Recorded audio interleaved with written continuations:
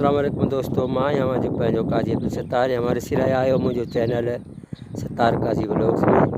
तो दोस्तों अॼु मुंहिंजा नसीब भला आहिनि, मुंहिंजा भाग भला आहिनि जो मुंहिंजा जेके सीनियर उस्ताद जंहिं मूंखे फ़न जी शुरूआत में आंदो, जंहिं चीज़ खां वठी मूंखे स्टेज ते बिहारियो ऐं मूंखे कैरेक्टर ॾिनो। अॼु अचानक उन सां मुलाक़ात थी वई आहे ऐं अचो त उनखे कचहरी कयूं त उनखां व्यूज़ वठूं। साईं मां हिकु अदना आफ़्ताब हंधि घुमियो आहियां, पंहिंजो उबाड़े शहर में वेठो आहियां। ज़िलो घोटकी आहे ऐं सूबो सिंध आहे। असांजो तालुक़ु फ़न सां शुरूआत खां वठी रहियो आहे।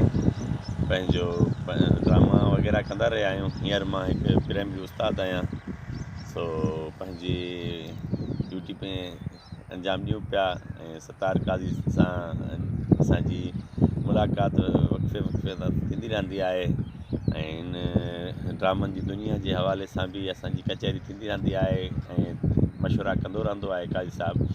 हींअर असांखां बि वधीक मशवरा इन खां अञा असां मशवरा वठंदा आहियूं त हाणे असांखे ॾिए त मशवरा त हाणे असां कीअं ड्रामा कयूं, कहिड़ा किरदार अदा कयूं, कहिड़े तरीक़े सां कजे, कीअं कजे। हाणे माना शागिर्द जो माना उस्ताद खां शागिर्द वधी वेंदो आहे अॼु जी दुनिया में। हालांकि इहो हिकिड़ी कामयाबी आहे, शागिर्द वधी वञणु माना कामयाबी।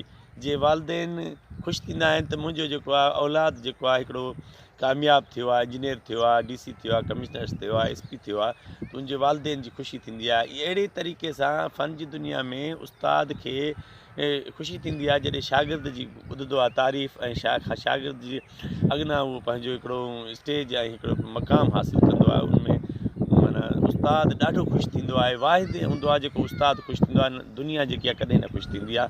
हिकु पीउ ॿियो उस्ताद, इहो इन पंहिंजे माना हिन दुनिया में माना सॼण बि आहिनि ऐं कामयाबी ते ख़ुशि बि। सत्तार उहो माण्हू आहे हिकु नंढड़े ॻोठ खां पंहिंजी शुरूआत कई ऐं असां वटि जंहिं टाइम 1994-95 में असांजो स्टेज ड्रामनि जो दौरु हूंदो हुयो त असां उबावड़े में जीअं स्टेज ड्रामा शुरू कयासीं त साईं काज़ी साहिबु आयो ऐं चई त यार मूंखे जेको आहे उन नंढो हुजे पियो, चई त मूंखे यार ड्रामनि में खणो। मां यार ड्रामनि में तूं त न कमु करे सघंदे, चिना मां कंदुसि।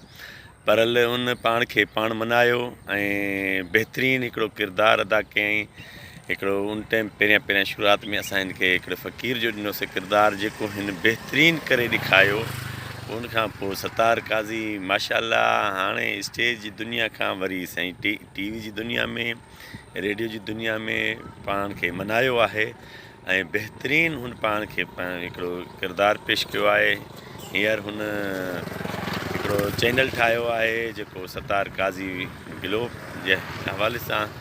सो असांखे ॾाढी ख़ुशी थी आहे इन जी सत्तार काज़ी जे चैनल खे तव्हां सब्सक्राइब कयो ऐं वधायो ऐं इंशाअल्लाह सत्तार काज़ी ज़िंदाबाद।